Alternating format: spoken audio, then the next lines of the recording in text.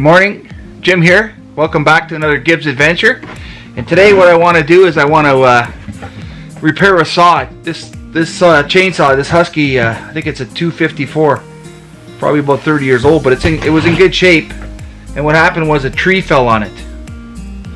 My buddy was logging and he was cutting down a tree, and anyways, long story short, the chainsaw got busted up. So you can see it's got a busted handle and whatnot. So hard to get parts for a machine this old. Maybe not worth it to fix it, but I happened to come by another machine that was broken, and it looks like the gas tank section of it is compatible. So if I can get that to fit, then I can get this saw working for a pretty cheap deal and put it back into work.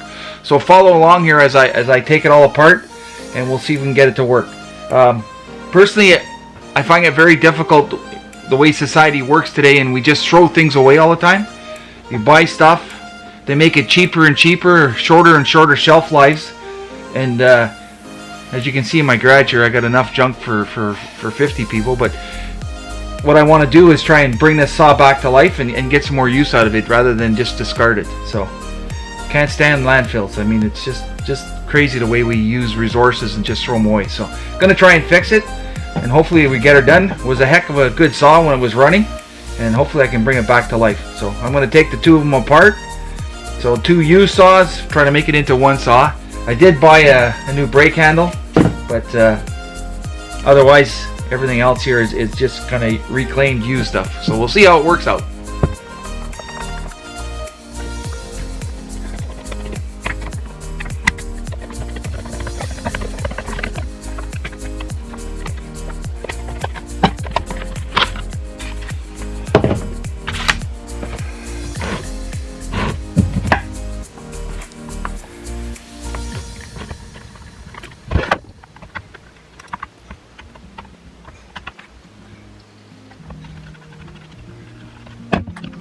Need some Allen keys.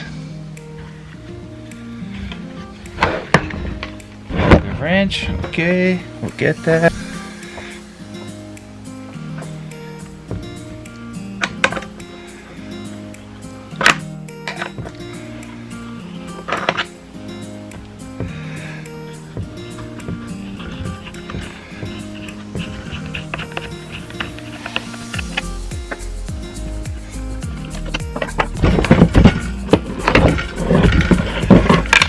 Handle on.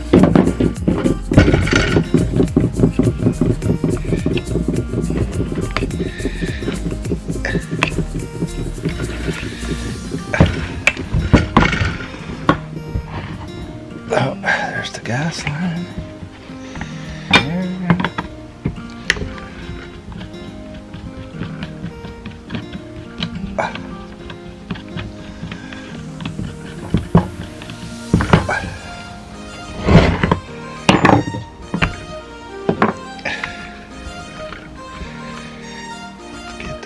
Line off here.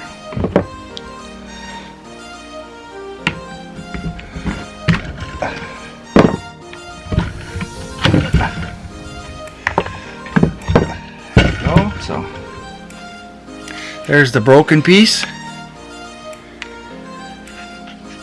Okay. Put this back on so I don't get it full of sawdust.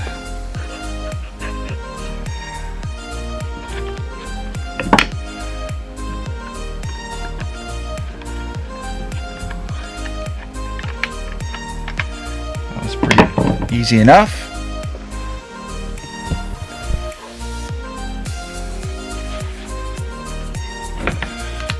So it looks pretty darn close.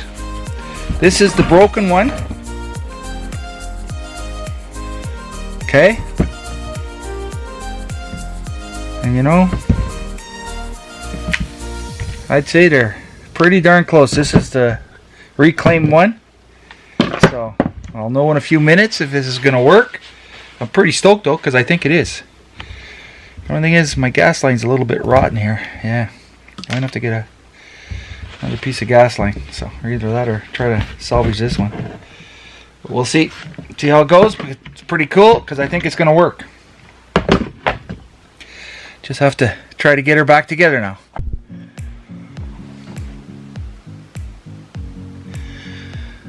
So I run into a little problem. The gas line is rotten and I just need to redo it. So I'll have to get a new gas line for it.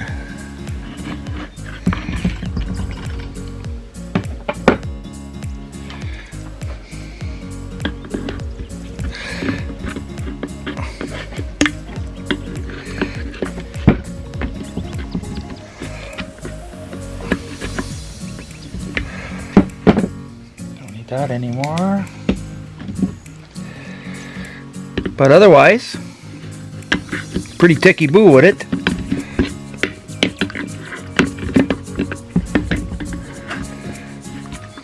Let's pull it out.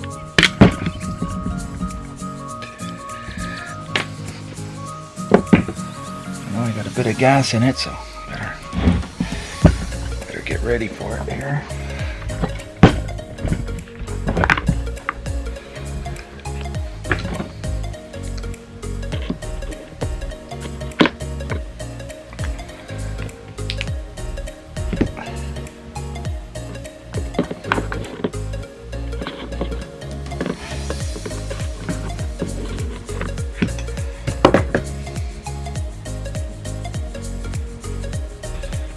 So there's the filter and the gas line. So maybe I can fish the one out of the other one and try it.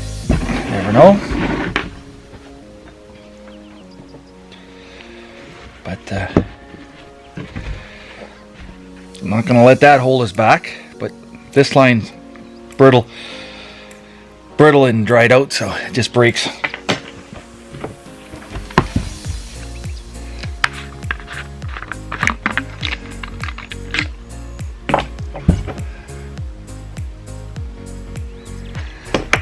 Looks pretty well exactly the same, so just clean up a bit around it.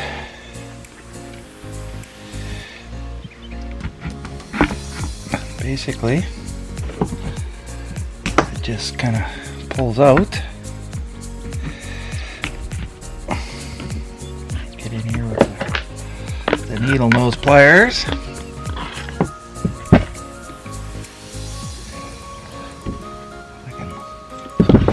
Catch that.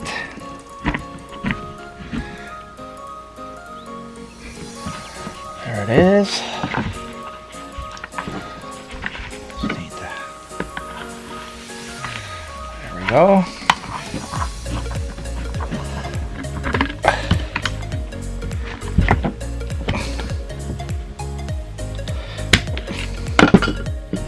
Interestingly, there's no real gasket to it. So, anyways, to fish that back up in the hole. You might need more light for that. Ooh, that's quite the hole. Okay.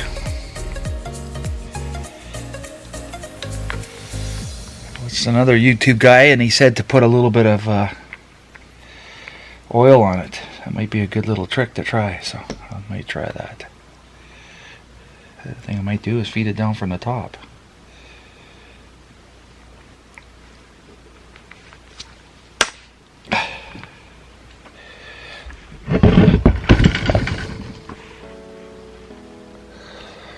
Yeah.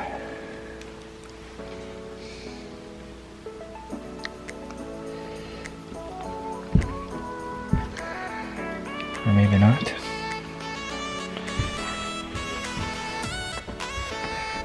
Quite a bit of dirt around it there.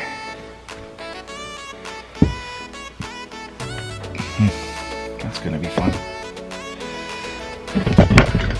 Alright, well, I'll turn this back on when I get this fish back in there. See how it goes. So what I did was I started back again. There you go, see? And that way there. It was a lot easier to get that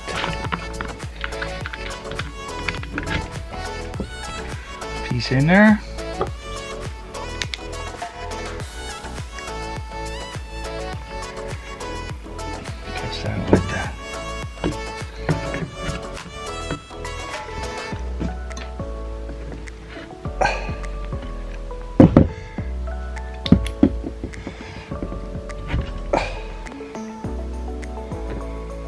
It's the better of the two.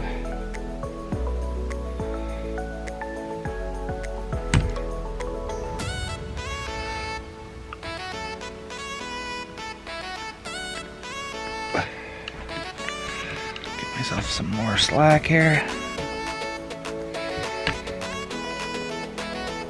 There we go.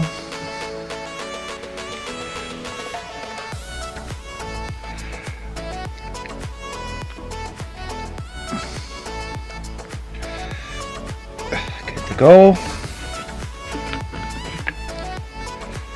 I believe that was in a little slot there.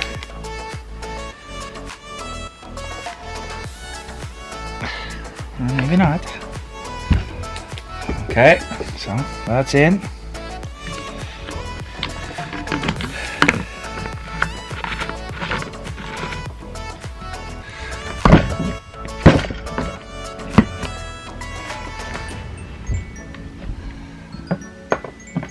Getting ahead of myself again.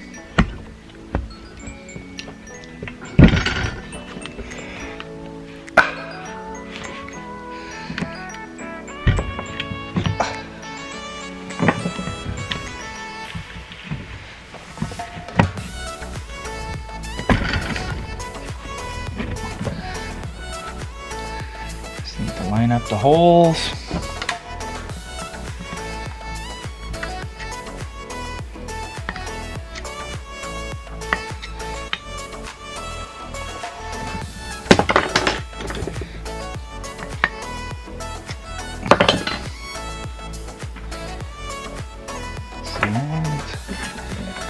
There's the newer ones.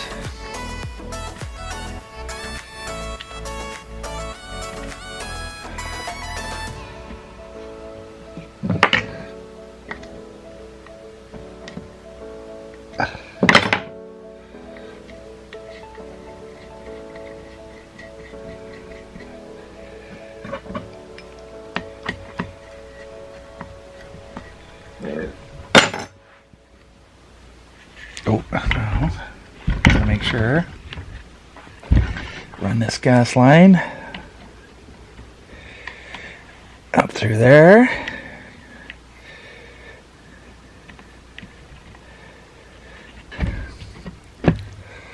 There we go. We got her.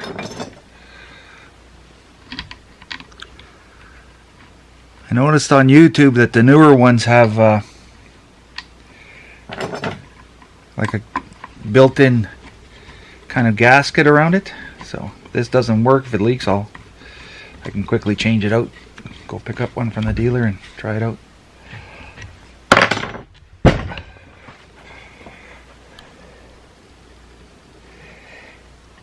So here we go. Any dirt? Nope.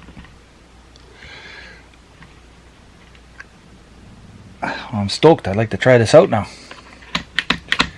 That works. Kind of cool bringing it back to life. So I'm just at the stage now where I'm going to replace the broken brake lever. And there's the old piece I took out. It has like two pieces and a bolt that bolts in, or an Allen key bolt that bolts into it. Kind of like two bushings, kind of an interesting piece.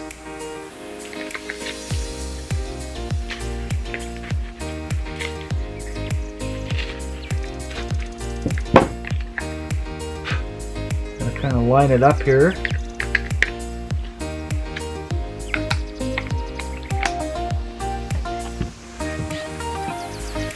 The Allen key back in.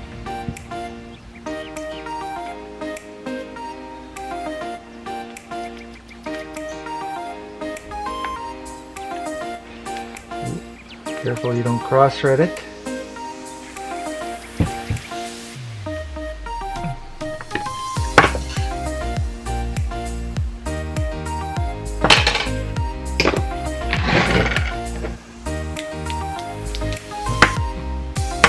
Doesn't want to work. Storing my life. That one's in. That one's not in. Okay. Looks good.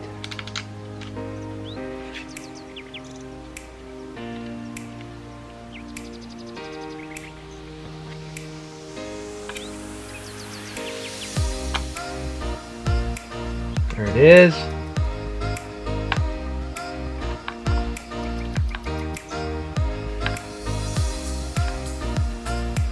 So I went and bought some of that gas that we use all the time now for 2-cycle engines, because the regular gas you buy at the pump is not good for it.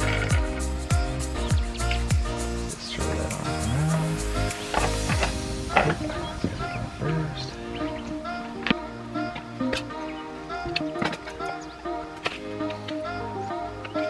There it is.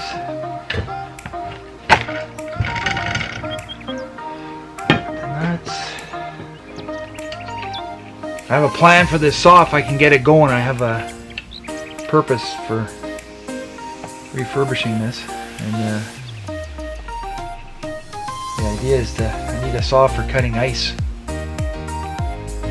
for now. Just want to try and get it going.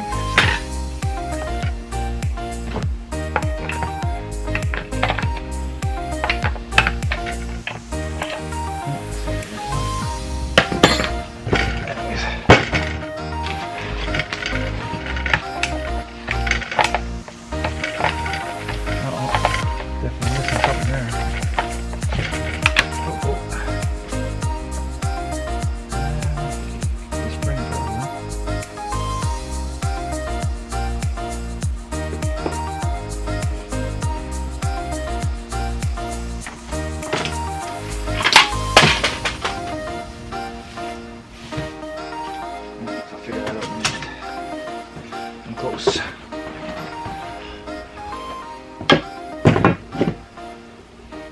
Put the handle back on, and we should be good to go. We can test it.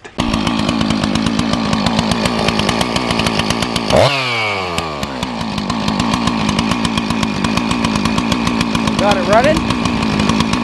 Now I'll invest in the new bar and a chain, and away I go. So I bought some of that pre-mixed fuel. Expensive as hell, but it's like 10 bucks a can there. $9.99 Canadian. But anyways, I got it running. I got a couple more things to do for it, but number one is get a blade and a chain, but my brake is not right yet, so I just got to figure out the brake and I should be good. I need a plate, the outer plate, and then a brake, or a spring brake, and a chain and a thing, so it'll be good to go. I had it running really good outside, so don't want to run it too much without a chain on it and a bar.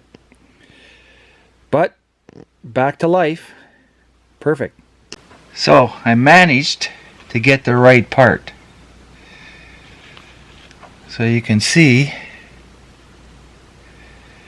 what was broken off. So now I'll put it back together, and we'll see what happens. So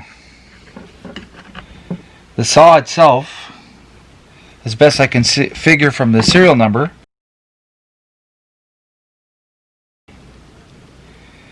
so it's got a few years. Need that. What did I do with the one? Need this screw out of it here. And it's funny because everything is sold separately. You buy the screw, the pin, and that piece is called a knee joint. Anyways, went to the local dealer here in North Bay, and I was able to get that piece. So I'm stoked because it makes it so I can put it back together.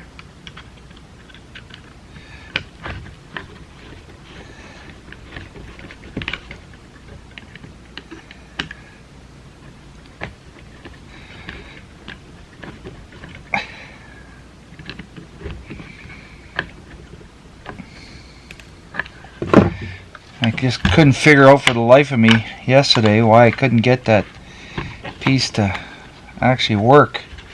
But it has to have that knob sticking out. Otherwise, without that knob here, it doesn't work. So,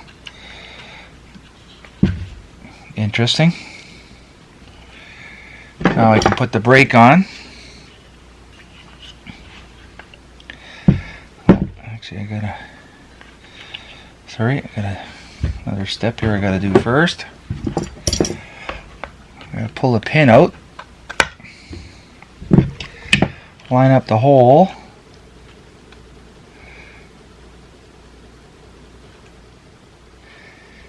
put the pin back in. And that's what holds that linkage in place.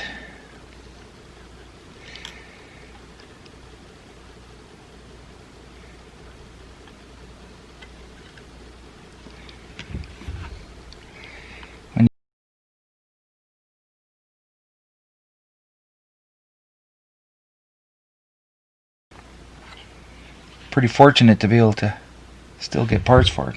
Just gonna drop that in the hole a little bit there.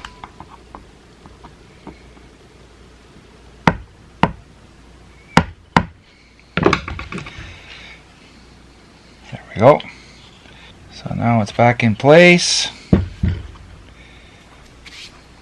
Next step is to actually slide the bar on.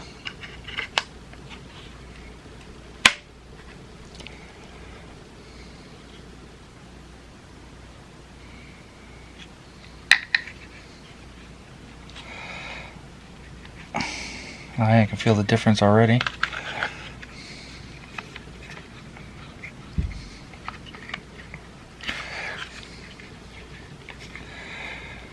A little bit tricky to get it lined up.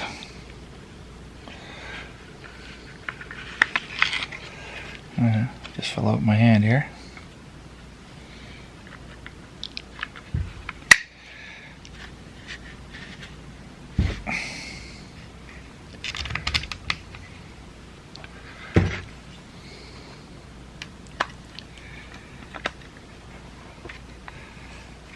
Oh, that's not right.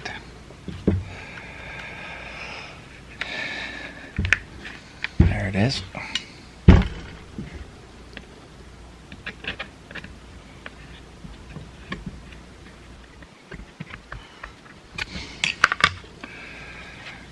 No, that's not right at all.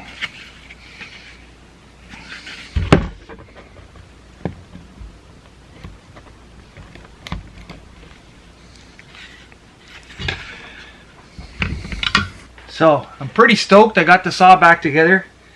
Probably sat in my garage for 10 years before I took the opportunity to fix it. I had to get a replacement handle and also a brake handle. And the other thing I found out after many trials and errors was that the knee joint, which is part of the brake assembly, was busted. So I had to replace that. Actually, there's the piece right there. So if you look at it, the little knob was busted off the end here, and it took me a little while to figure that out. But it didn't end up back in the landfill, and I'm pretty happy about that. I had to buy a bar and a chain, and let me tell you, I learned lots about chains and bars because each saw almost has a different combination of a chain and a bar. I have two Huskies here, and both have 16-inch bars, but they're not the same at all whatsoever. So you have to know your pitch, your gauge, and your drive link for starters. And it's also helpful if you know the size of the sprocket on your machine. Most of the time, the information is written right on the bar. So if you're replacing it, you can look in the bar, and it'll tell you what size bar and the what size chain goes with it. If you don't have that, you have to get the specs in the machine, but you have to know what size sprocket you're working with, because if you don't know the size of the sprocket, you can't really match the bar and a chain to make it work. So a little bit of a learning curve there. And the other thing I learned is Husqvarna has on their website a list of what bar and chain goes with which saws. But in my case, this Husky here is a 1991, so it's 29 years old. It's not listed anymore on their website. My 266 XP is the same thing. It's not listed on their website, but in that case I had the bar and chain with it, so it's not an issue. For the rebuild on the 254 here, I didn't have the bar and the chain on there. My buddy had taken it off when he ran it over with the tractor.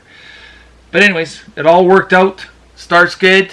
Next test will be out on the trap line, and we'll see how it goes. So thanks for following along.